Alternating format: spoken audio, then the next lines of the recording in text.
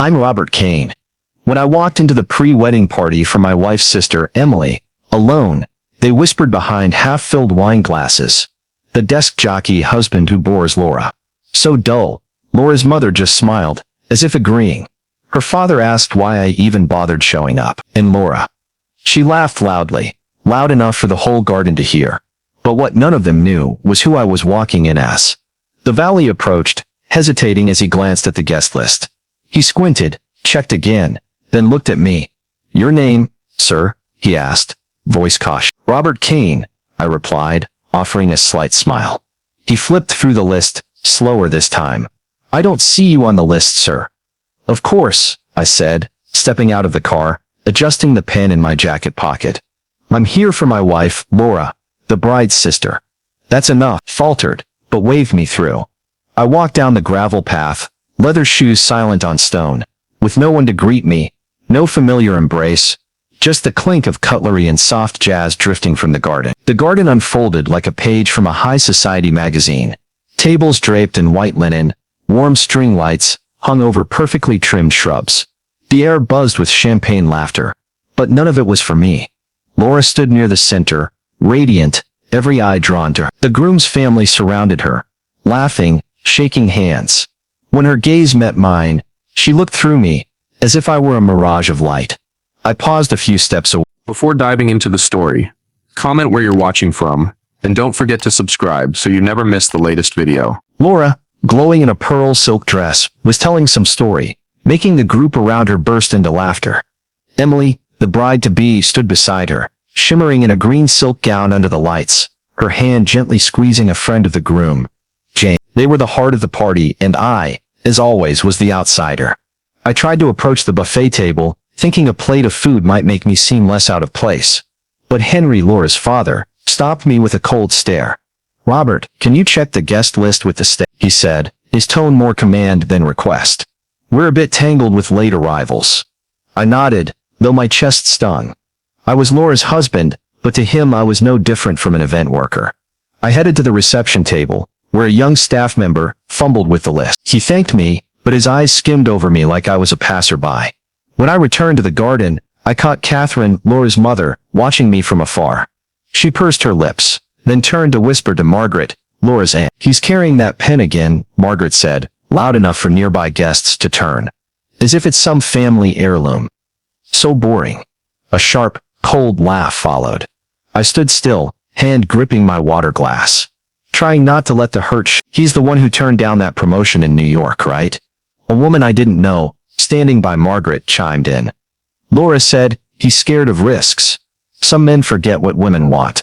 I bit my lip, chest burning, but I didn't move. I found a seat in a far corner, near the vineyard fence, away from the dazzling chandeliers. The breeze carried the scent of roses and grilled salmon, but all I smelled was distance. A group of James's friends sat nearby, glancing at me.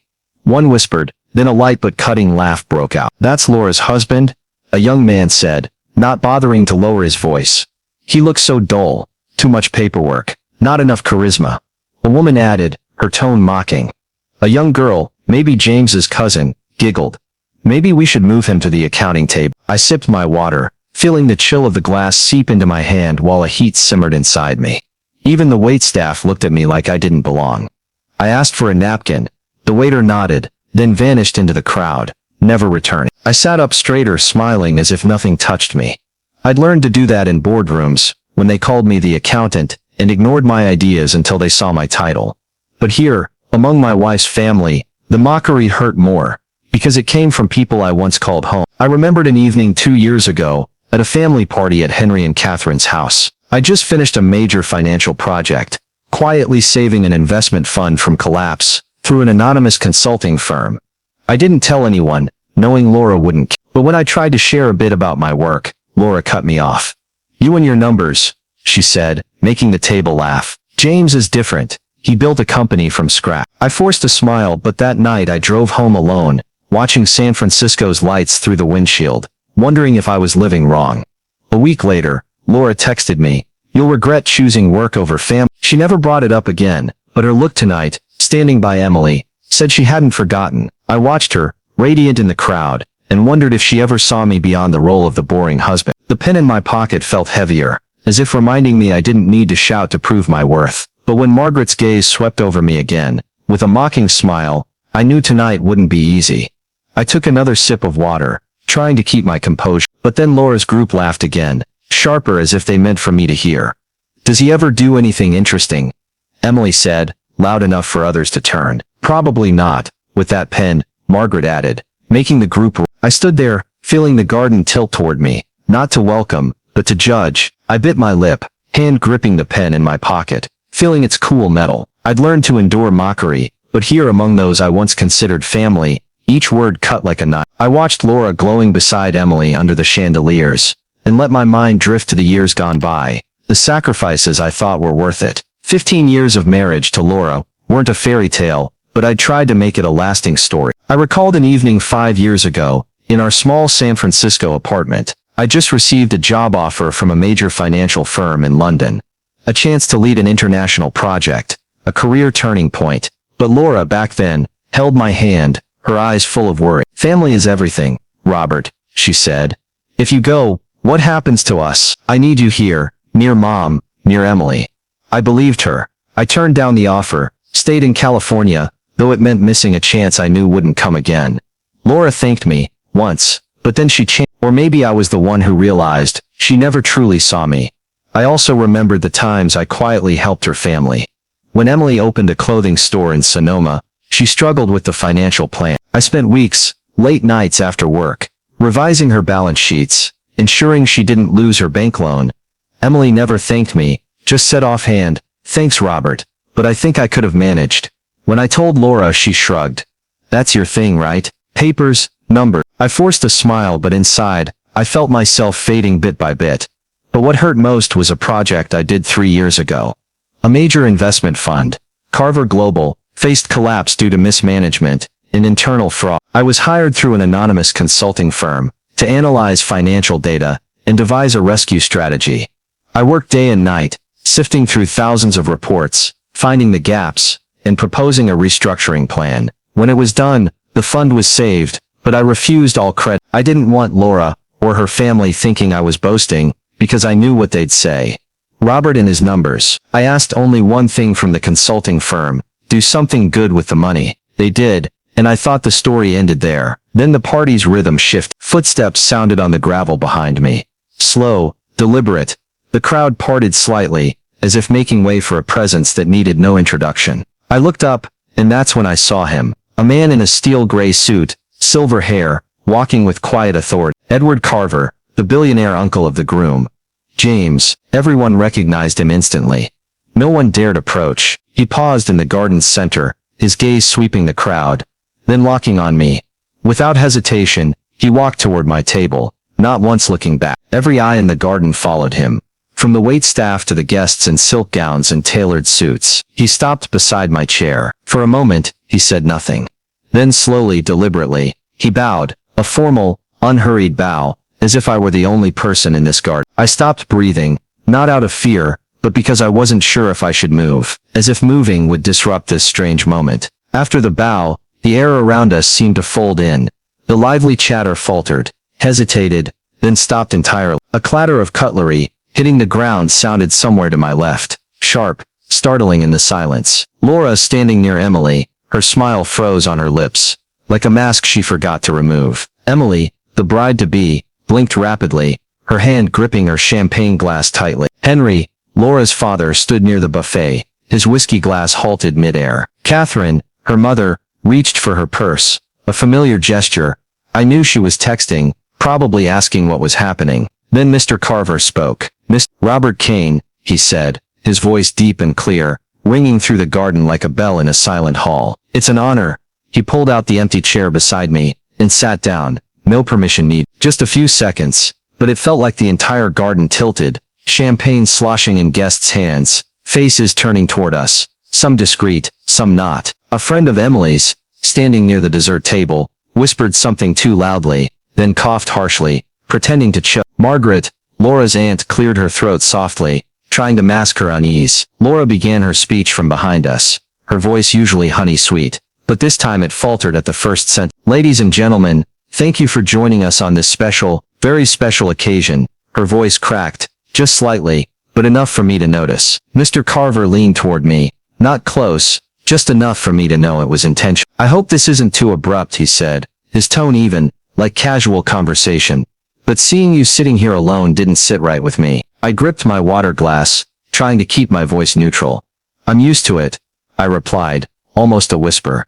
Mr. Carver gave a soft chuckle, a warm but sharp sound. That's a pity, because it says more about those around you than it does about you. His words made me pause. I turned my head, just enough to look at him. A man in a steel gray suit, clean-shaven, a small silver pin on his lapel, not the type for impulsive gestures or social risks. Yet here he was, beside me, making the entire garden uncomfortable. I didn't know what to say, just sat there feeling the air shift.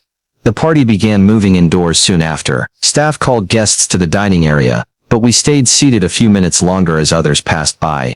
Glancing, whispering. Even Henry, who usually avoided eye contact like it was a sport, looked at me once, blinked twice, then turned away. It wasn't just discomfort anymore, it was doubt, unease. Mr. Carver waited until we stood, then extended his hand courteously. Not theatrical, just a simple gesture. We walked into the dining area. In the banquet hall, golden orange light from chandeliers made Laura's dress shimmer. She sat at the main table, her smile reapplied, but less enthusiastic than before. We sat down, I still beside Mr. Carver, and the chatter gradually resumed, though less live. I felt Laura's gaze from afar, but I didn't look back. I left the garden of the Sonoma Valley resort, feeling like I'd stepped out of a strange dream. Edward Carver's bow lingered in my mind, like a note that refused to fade. I drove back to San Francisco in the dark, city lights twinkling through the windshield, but my thoughts kept returning to the moment the garden fell silent. But as soon as I reached my apartment, a text from an unknown number appeared on my phone.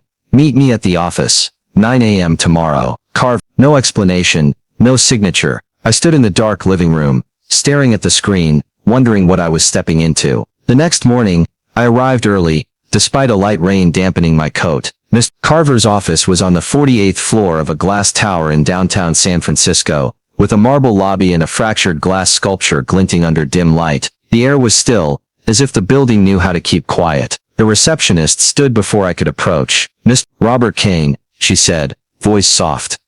Mr. Carver is expecting you. Please take the private elevator. I nodded, stepped into the elevator, feeling like I was sliding into another world. The elevator opened on the 48th floor, leading me into a space with dark wood, soft blue light flooding from windows, and a view of the San Francisco Bay shrouded in misty clouds. Rain tapped rhythmically on the glass, creating a somber backdrop. Mr. Carver stood by the window, hands in pockets, not turning as I entered. I've always thought rain makes a better backdrop than sunshine, he said, voice low. Sunshine flatters, rain reveals truth. He finally turned, looking at me. I came, I replied, voice light but firm. He nodded, gesturing to two leather chairs by a walnut table. A tea tray was ready, steam rising from a porcelain pot. No staff, no cameras, just him and me, and an unnamed wait. I'll get to the point, he said, sitting down. I owe you more than a cup of tea. He picked up an old leather folder, placing it gently on the table between us. I've followed your career, every move, every report, every time they called your silence dull instead of steady. He paused, eyes sharp. I see my wife in you, I blame. He rarely mentioned his wife, even in the press. She was brilliant, uncompromising in the best way, he continued. But people only respected her when her name was on a building. And you? He tapped the folder lightly. You made sure your name never appeared, even when it should. I opened the folder, hands trembling slightly. Inside was a document I didn't grasp at first. A trust in my name, established 2 years ago. Signed, funded. I looked up, stunned. Why? I asked, voice hoarse. He didn't hesitate. Because dignity shouldn't come at the cost of survival. I leaned back, breathing heavily. He went on, voice even. You saved Carver Global when I had days left to dissolve it. Quietly declined every prestigious offer. Took no payment.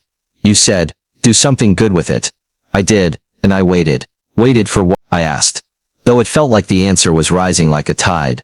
For you to stop asking permission, he replied. Rain tapped harder on the window behind him. Somewhere below, a car horn sounded, but no one knew this conversation was happening. That felt right. Some moments belong in silence. I'm not trying to hand you a golden key, Robert, he said. I want to know what you want. Not revenge. Not to settle scores. What do you want? Not for them. I looked at my hands, fingers still touching the folder.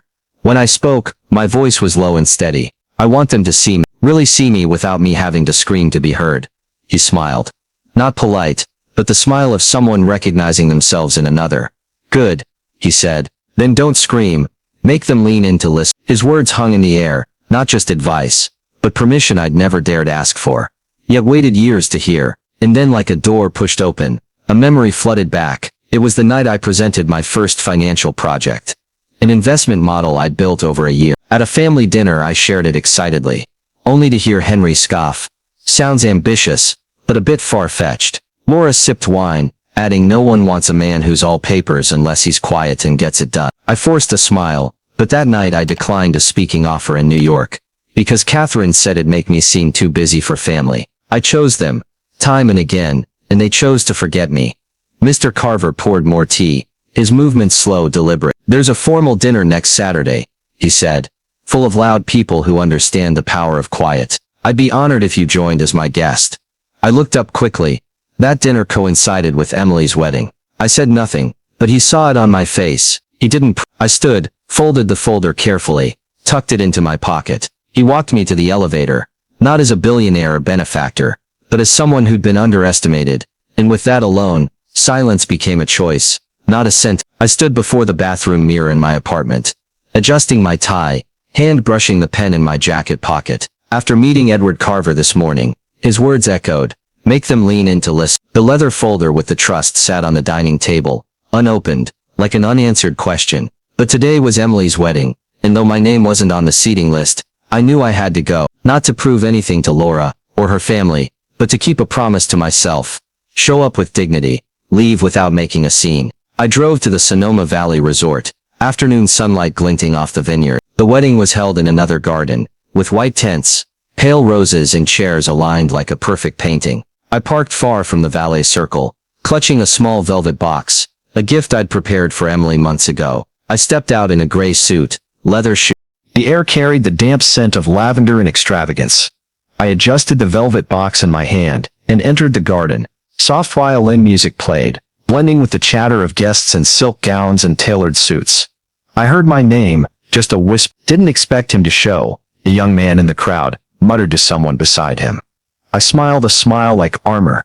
Laura stood near the main tent, beside Emily, both looking like they stepped from a fashion magazine. Laura in a deep teal dress, hair in an expensive updo. Emily the bride, radiant in a white gown. When Laura saw me, she smiled. But it was the smile of someone spotting an obstacle. Oh, Robert, you came, she said, her voice sweet but hollow. I'm here, I replied, voice steady. Catherine, Laura's mother, stepped in, lips smiling but eyes cold. So lovely to have you here. It means a lot to Emily. I nodded, holding up the velvet box. I brought her a gift. Oh, you didn't have to, Laura said, patting my hand like I was a waiter with the wrong dish. The violin hummed softly, the garden alive with chatter and clinking glasses, but I felt the unspoken tension only families know. When the chimes signaled dinner, I scanned the crowd for the seating area and checked the name cards again. No name card for a waiter, noticing my pause, offered to help. Need a seat, sir? Before I could answer, Laura appeared, swift as a breeze. No, it's fine, she said, waving a hand like swatting a fly. He can stand and mingle, right, Robert? I looked straight at her. There's no seat for me, I said, voice even. Laura blinked slowly. Must be a mix-up with the planners, she murmured, leaning closer. You know how these things go. Catherine, from afar, gave a tight smile, sipped wine, didn't wave me over, just turned to chat with a relative. I approached a table near the fountain, spotting an empty chair, and reached for it.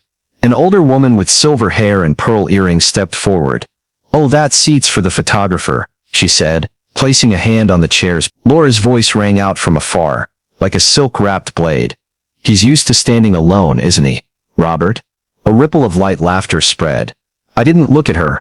I didn't give them the satisfaction of seeing me waver, but my hands began to Sorry, I said softly, then stepped back, weaving through the tables, out of the tent into the outer garden. The cool air brushed my shoulders as I walked on the stone path. I found a bench near the vineyard, and sat down, still clutching the velvet. Inside was a silver locket engraved with Emily's college graduation date. A gift I'd saved for long ago, before the wedding invitations were sent. Before I knew I wasn't just excluded from a key role, but from everything. A few minutes later, I heard gravel crunch. A sleek black car glided into the entrance. The driver, a woman about 40 with short salt and pepper hair, stepped out, not glancing toward the party. She walked straight to me, holding a neatly folded blazer. "Mr. Robert Kane?" she asked, voice soft. "Yes," I replied. "I'm Elise, Miss Carver's assistant. He sent the car. You're needed in the city." I looked back at the tent, where lights twinkled, where there was no seat for me. Then I stood.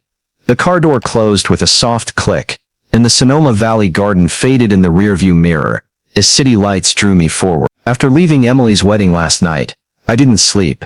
But this morning a text from Elise, Mr. Carver's assistant, arrived. "Brunch. Four Seasons. 10:30 a.m. Dress sharply." No signature, no explanation. I chose a deep navy suit and a simple lapel pin, not flashy, but enough to enter a room without apologizing. I knew Laura and her family would be there, and this time, I wasn't going to blend in. I drove to the Four Seasons in downtown San Francisco, early sunlight piercing the clouds, left from yesterday's rain.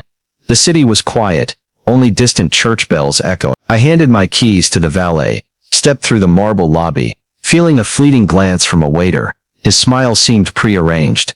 I kept my head high, back straight.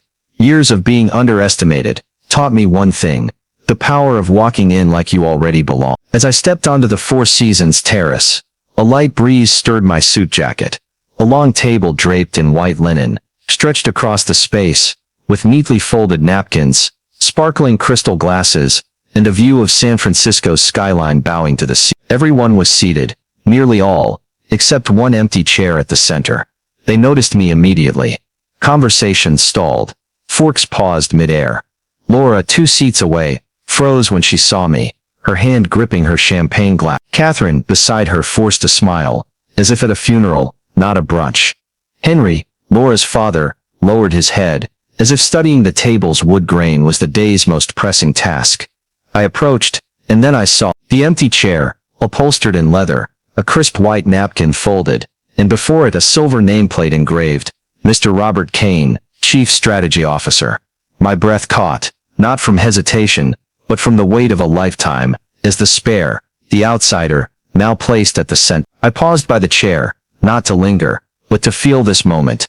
Mr. Carver stood behind it, hand resting lightly on its back. "Robert," he said, voice deep and clear. "We've been waiting for you." Every eye followed, as I sat. Even the waitstaff stopped moving. Laura didn't blink, but the vein in her neck pulsed hard.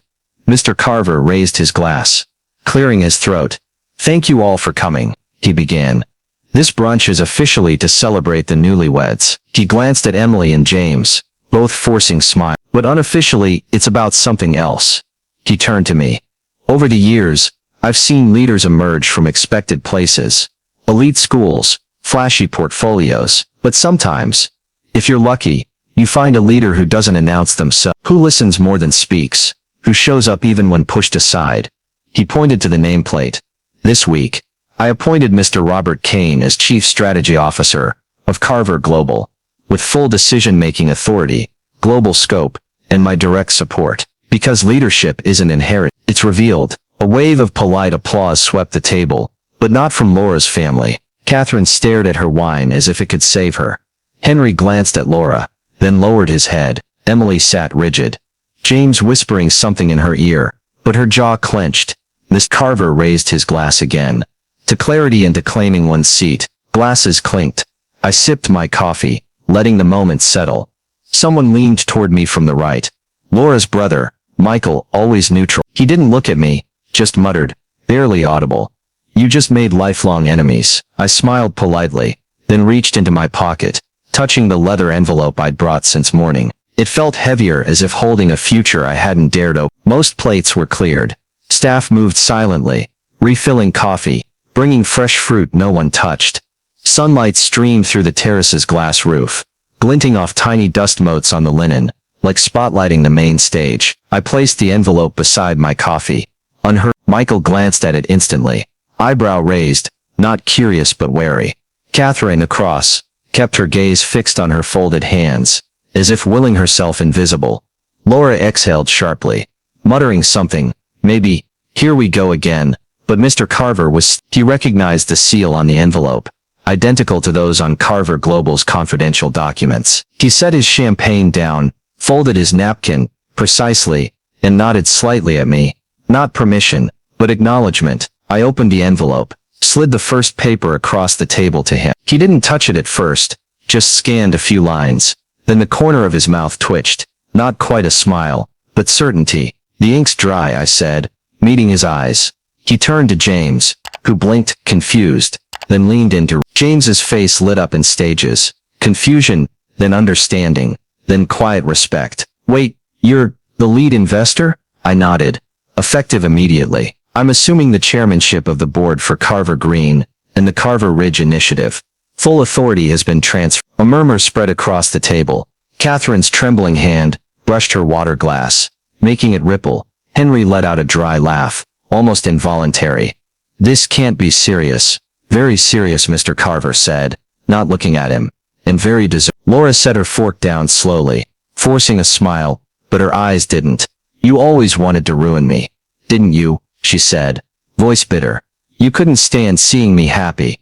You waited for this weekend to humiliate us. I looked at her, not angry, not cold, just I'm not ruining you, Laura, I said. I'm just done letting you erase me. My voice wasn't loud, but the table's silence made it carry. Michael leaned back, shaking his head. Unbelievable. All this just a performance to get back at us.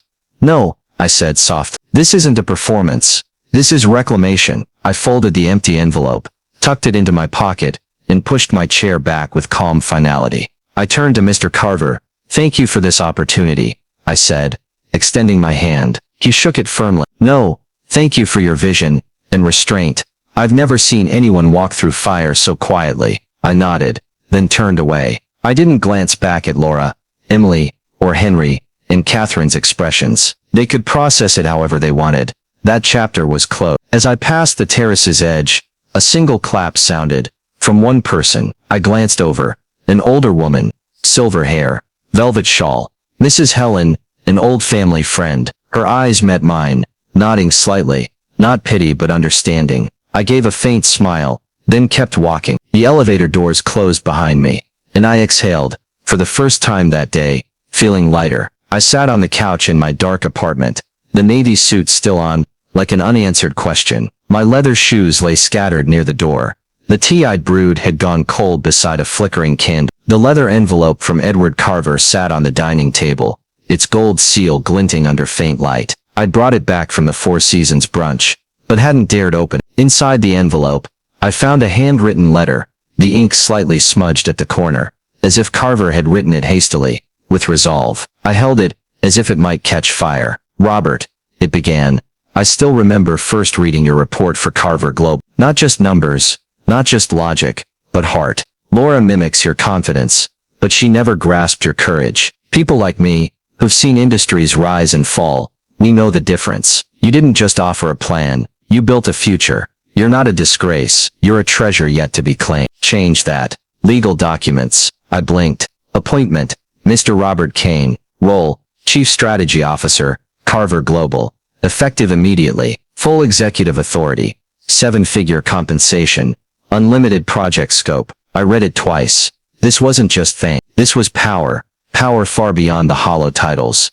Laura, or Emily, flaunted on social media. I started my new role at Carver Global the following week, in an office overlooking the Golden Gate Bridge. The team greeted me with genuine respect, not perfunctory politeness. One afternoon, I drove along the California coast, sunlight streaming through the windshield, glinting off the pen in my pocket. A text from Mr. Carver arrived. Welcome to your seat, Robert. I smiled not for victory, but because I'd seen my own worth. Laura, and me, I don't know yet, but for the first time, I'm not afraid of the answer. The story of Robert Kane and my wife and her family mocked me at her sister's wedding, calling me too boring. Then the groom's billionaire uncle bowed. Reflects the social and familial pressures many face in the U.S. today, especially in a culture that glorifies flashiness and outward success. Robert, a 45-year-old financial analyst, is mocked as too boring by his wife's family, Laura, Emily, Henry, Catherine, Margaret, for his quiet demeanor and unflashy lifestyle, despite sacrificing career opportunities, like declining a London job and quietly saving Carver Global. Edward Carver's unexpected recognition at the Sonoma Valley party and San Francisco brunch, alongside Robert's journey of self-assertion, offers a profound lesson about the value of perseverance and self-respect in a society that often judges by appearances. The lesson from this story is real life in the U.S., where social media and hustle culture often celebrate loud success, cherish your inner worth, and patiently await deserved recognition. Robert didn't respond to mockery with anger, but with silence, like when he left the locket for Emily and exited the wedding with dignity. This reminds us we don't need to shout or compete to prove ourselves. Instead, as Robert learned from Carver, make them lean in to listen, focus on quality work and live true to your values. In the U.S. context, where pressure for big wins can make you feel invisible, Robert's story urges perseverance, as the right people like Carver will see your hold fast to self-respect as Robert did facing Laura, and trust that authenticity will lead you to where you belong. Subscribe to the channel to follow journeys of self-worth, like Robert Kane's, and thank you for joining us in today's story. See you in the next video, where we'll explore more life-changing moments.